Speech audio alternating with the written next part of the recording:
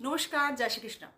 আচ্ছা, কাল হচ্ছে পুত্রদা একাদশী। পুত্রদা একাদশী অর্থাৎ মানে হচ্ছে যাদের পুত্র সন্তান মানে নেই, মানে বাচ্চা নেই, মেয়ে বা ছেলে যাই হোক, পুত্রদা একাদশী মানে কিন্তু পুত্র নেই এরকম কিন্তু না, মানে বাচ্চা হচ্ছে না, হয়তো কোনো মেডিকেল ইস্যুর জন্য স্বামী স্ত্রীর বাচ্চা আসছে না। তো কাল আপনারা কী করবেন, একটি মোক্ষম টোটকা, মোক্ষম রেমেডি জাস্ট করে দেখুন। কালকে অবশ্যই কিন্তু স্বামী স্ত্রী দুজনেই কিন্তু ফাস্টিং করবেন। ফাস্টিং করে অবশ্যই কিন্তু বিষ্ণুদেবের পুজো করতে হবে, মন দিয়ে কিন্তু বিষ্ণুর পুজো করবেন। বাড়িতে বিষ্ণু সহস্র নাম কিন্তু অবশ্যই চালিয়ে রাখবেন। তার সঙ্গে সঙ্গে কিন্তু মা লক্ষ্মীর পুজো করতে ভুলবেন না। মা লক্ষ্মী এবং বিষ্ণুর কৃপা পেতে কিন্তু অবশ্যই যেটা করবেন, স্বামী স্ত্রী উভয় মিলে কিন্তু বেশি কিছু করতে হবে না, হলুদ রঙের বস্ত্র পরবেন, হলুদ রঙের জামা কাপড় পরবেন। হলুদ রঙের কোনো কিছু জামা কাপড় যাদের দরকার তাদেরকে কিন্তু অবশ্যই কালকে দিনে দান করবেন। হলুদ রঙের মিষ্টি জাতীয় জিনিস ব্রাহ্মণ এবং গরিব মানুষদের অবশ্যই দান করবেন। এবং মনে করে কিন্তু কাল বেশি করে কলা গাছকে কিন্তু খুব ভালোভাবে কিন্তু পুজো করবেন। আর যত বেশি পারবেন হলুদের কিন্তু দান করবেন।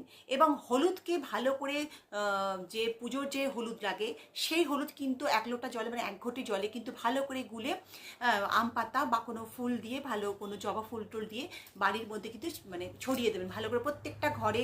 আপনার ঘরের মেন এন্ট্রির যেখানে এন্ট্রি হয়, ঘরে যে ঢুকছেন সেখানে, প্রবেশদ্বারে আর কি, বা প্রত্যেক ঘরে ভালো করে কিন্তু সেই হলুদ জল কিন্তু ছড়িয়ে দেবেন। মনে করে কিন্তু এটা করবেন। কিন্তু বিষ্ণু এবং লক্ষ্মীর যোগে কিন্তু, যেটা হয়তো আপনার ডাক্তার বলে দিয়েছে মেডিকেল ইস্যু হচ্ছে, আপনার বাচ্চা আসার সমস্যা, কিন্তু সেটা কিন্তু সত্যি দূর হবে। এবং সারা রাত যদি খুব জাগতে পারেন, কীর্তন নাম করেন বিষ্ণুদেবের, মা লক্ষ্মীর, কিন্তু খুব ভালো হয়। তাহলে দুহাত ভরে কিন্তু আপনি আশীর্বাদ পাবেন এবং আপনার অবশ্যই কিন্তু বাচ্চা কোল ভরে চলে আসবে। তাহলে রাত কিন্তু জাগতে হবে। মা তুলসীকে কিন্তু কালকে খবরদার, মানে একেবারেই কিন্তু খুব মনে করে কিন্তু জল দেবেন না, কোনোভাবেই কিন্তু মা তুলসীকে জল দেবেন না। মা তুলসী কিন্তু একাদশীতে পুরো নির্জলা থাকতে পছন্দ করেন, তো মা তুলসী কিন্তু জল দেবেন না।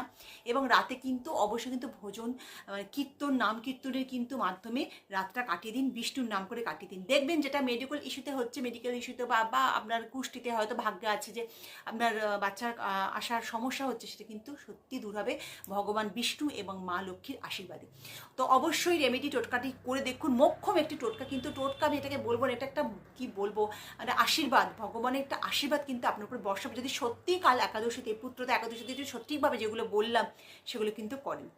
তো ভিডিও ভালো লাগলে শেয়ার করুন, লাইক করুন, কমেন্ট করুন। ভালো থাকবেন, সুস্থ থাকবেন, শান্তিতে থাকবেন। নমস্কার।